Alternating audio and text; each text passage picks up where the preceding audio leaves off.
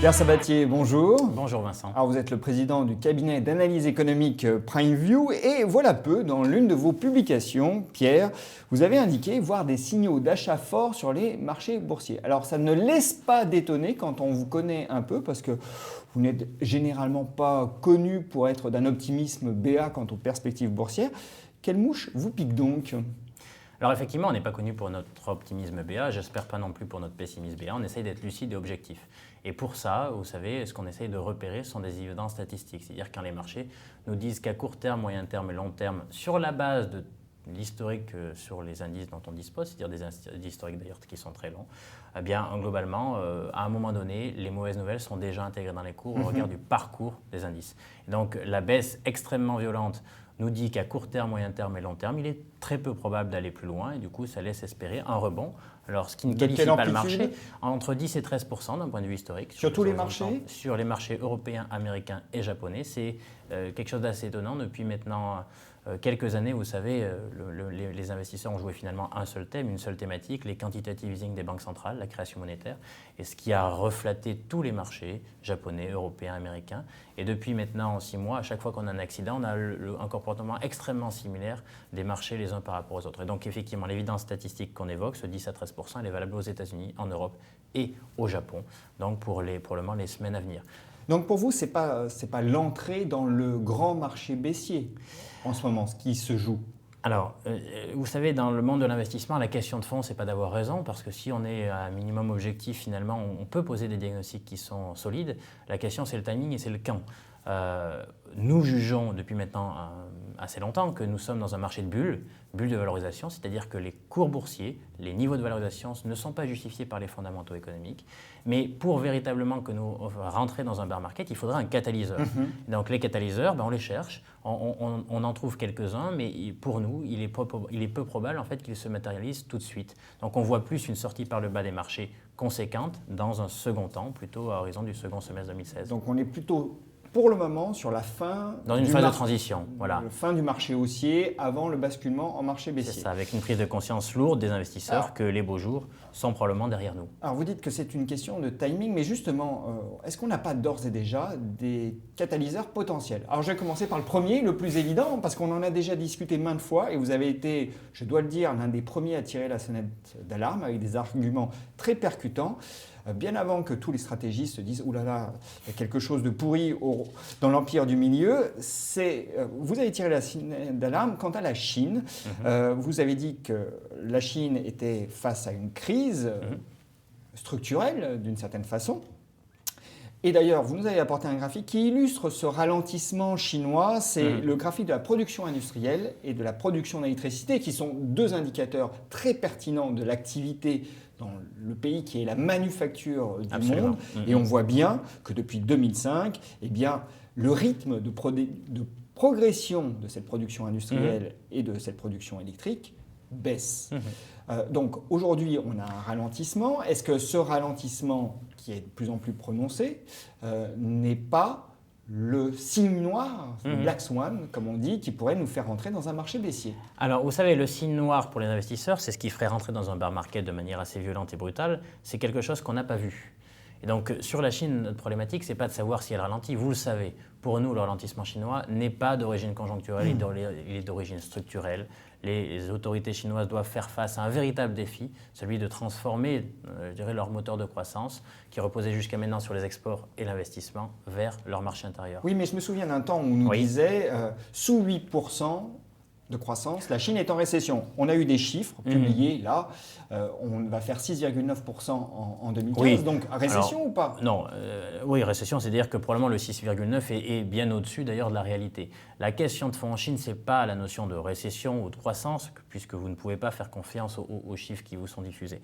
La question de fond, c'est est-ce que le niveau de l'activité chinoise actuelle peut déboucher sur des troubles sociaux? Le signe noir chinois n'est pas d'origine économique. Il est politique. Il sera d'origine politique. Nous ne sommes pas ni en Europe ni aux États-Unis. Les autorités fonctionnent de manière différente. Effectivement, il existe un deal implicite entre population et autorité. Oui, vous avez souvent évoqué sur ce plateau. Si vous nous apportez suffisamment de croissance pour qu'un jour nous puissions espérer en bénéficier, mais nous ne remettons pas en question la légitimité.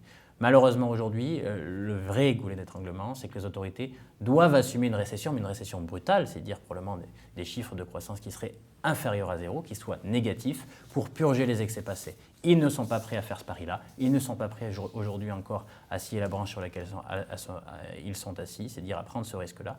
À partir de là, on estime ils vont continuer à ralentir de manière structurelle, de manière profonde, mais globalement, ils ont quand même les moyens d'éviter que le bébé parte avec l'eau du bain. Donc, ce qui jouerait le signe noir, ce serait que la Chine tombe. Et aujourd'hui, on ne pense pas que la Chine tombe, on pense que la Chine ralentit de manière structurelle et qu'elle va ralentir pendant longtemps. Ça légitimera surtout des prix des matières premières vers le bas, mais pour nous, pas un véritable signe noir. Donc on écarte, selon vous, le signe noir chinois, puisqu'il n'y aura pas de crise politique majeure en Chine. Sauf à avoir les Chinois dans la rue, mais ce n'est pas aujourd'hui le scénario le plus probable. D'accord. Alors, deuxième menace, aujourd'hui, elle se situe peut-être du côté des États-Unis.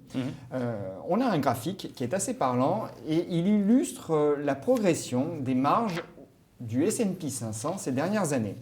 Or, on constate que ces marges sont à des niveaux records. Les arbres ne montant pas jusqu'au ciel, on est en droit de se dire qu'elles vont finir par décroître. Or, on a des valorisations boursières aux États-Unis qui sont très tendues.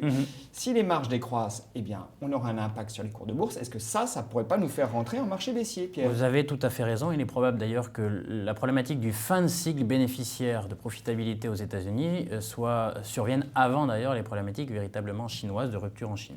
Maintenant, la question, c'est quand ?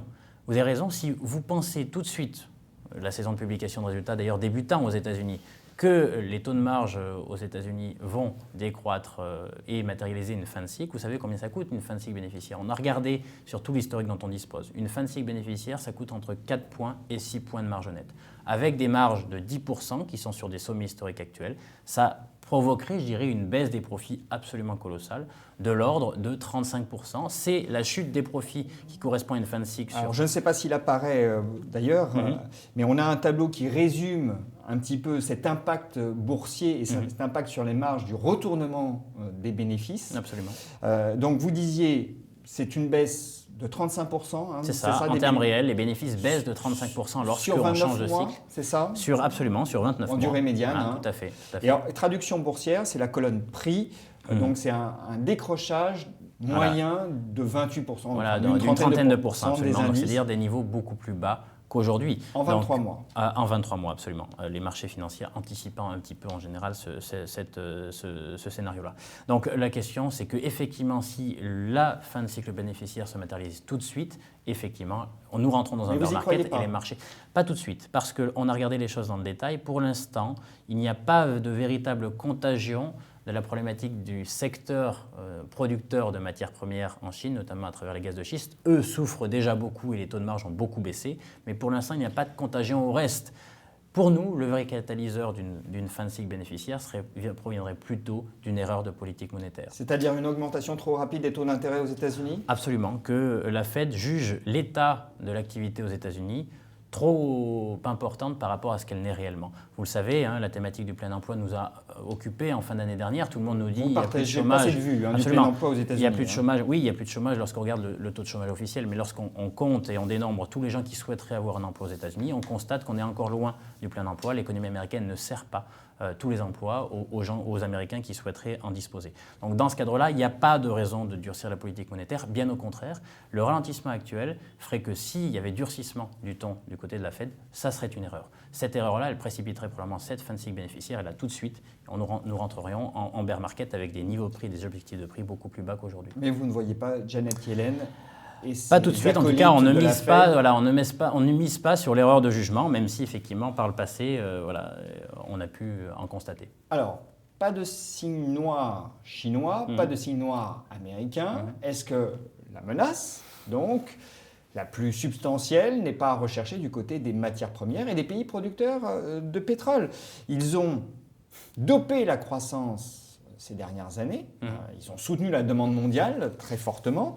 Or, la baisse des cours du pétrole a une incidence directe sur leurs comptes courants et sur leurs déficits ou leurs excédents budgétaires, s'il en reste.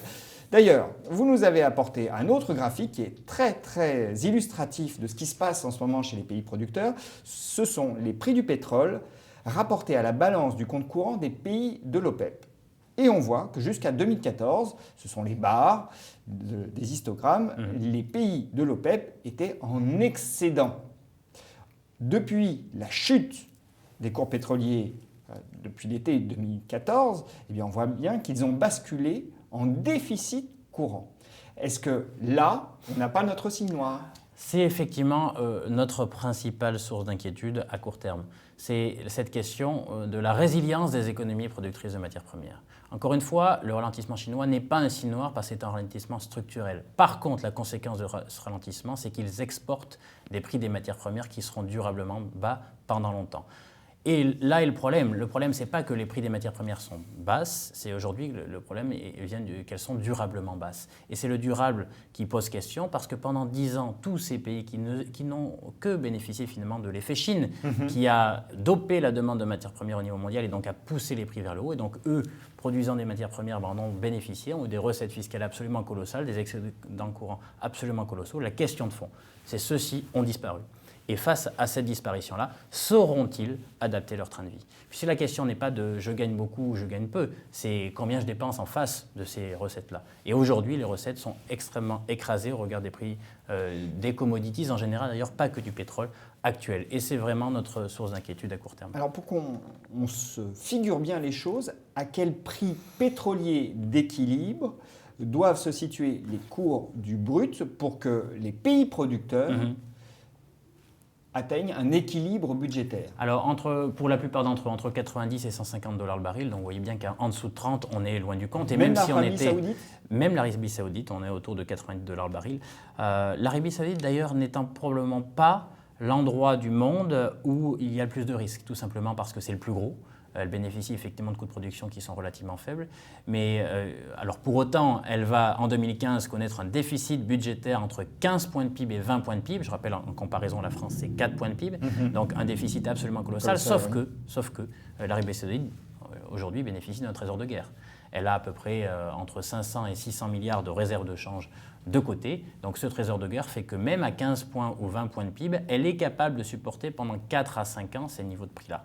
Donc l'Arabie Saoudite ne sera probablement pas l'épicentre en fait d'une secousse. Ce seront les autres pays producteurs. Tous les autres qui ne disposent pas en fait de la puissance de feu de l'Arabie Saoudite et qui sont donc beaucoup plus fragiles. Et c'est la question de fond. Et cette question, on y répondra de manière brutale, en rupture, à savoir que voilà, pendant un temps, tout se passe bien, malgré les prix du baril de pétrole et des matières premières en général très bas. Globalement, je ne change pas mon comportement jusqu'au moment où je ne paye plus. Je paye plus soit les créanciers à l'international, à travers la dette que j'ai levée, soit mes fonctionnaires, si effectivement je ne distribue plus de masse salariale. Donc, il n'y a plus de consommation, donc il n'y a plus de croissance. Et là, vous pas tombez plus de en recettes, donc c'est Et donc là, on a véritablement un risque systémique. C'est véritablement le vrai signe noir. Alors, donc cessation de paiement, donc des créanciers internationaux. Et la machine se grippe.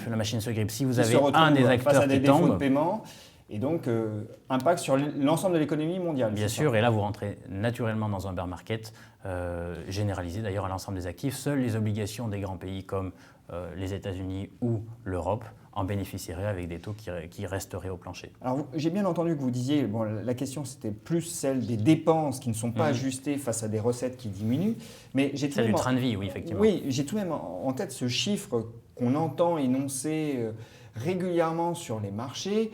Le baril de pétrole produit par les Saoudiens leur revient à 4 $.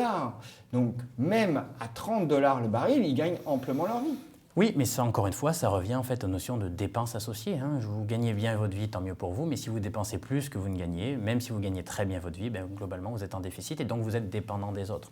Donc la question, elle est là, et y compris en Arabie Saoudite, aujourd'hui, le déficit public, il est colossal, et pour le financer, alors encore une fois, l'Arabie Saoudite est un cas à part, puisque effectivement, c'est ceux qui bénéficient d'un coût de production plus faible, quasiment au monde. Les autres ne sont pas dans ce cas-là. Alors, on arrive bientôt au terme de cette émission, Pierre, mais est-ce qu'on peut espérer voir tout de même un rebond des matières premières et notamment du pétrole? Parce que les arbres ne montent pas jusqu'au ciel, mais les couteaux tombent rarement jusqu'au plancher. C'est ça, voilà, où c'est jamais la fin du monde. Oui, on peut avoir tout à fait un rebond du prix du pétrole à hauteur de 40 $, 50 $, que sais-je, peu importe. Ça restera des niveaux qui seront bien plus faibles que les surtout niveaux. Si vous croyez à un rebond des marchés Ça sera actions, corrélé. il risque d'être piloté par Ça sera corrélé hausse pour des une- matières premières. absolument, pour Ce une rebond raison. des matières premières. Pour une raison assez simple, c'est qu'une partie, vous savez que le pétrole est aussi un actif financier sur lequel jouent les investisseurs et qu'on a des positions vendeuses, voilà, spéculatives vendeuses sur ce marché-là qui, si elles se débouclaient, feraient automatiquement remonter les prix. Mais la question de fond, encore une fois, sur le risque systémique et le signe noir, ce n'est pas 30 $, 40 ou 50. C'est véritablement que, durablement, on soit dans cette enveloppe de prix-là, parce que ça va générer un véritable problème structurel aux économies dont l'activité et le train de vie dépend de ces prix-là. Mais pour le moment, vous croyez plutôt à un rebond à court terme, des marchés actions avant que les choses se compliquent peut-être au second semestre. Plutôt au second semestre. Pierre, merci. Merci.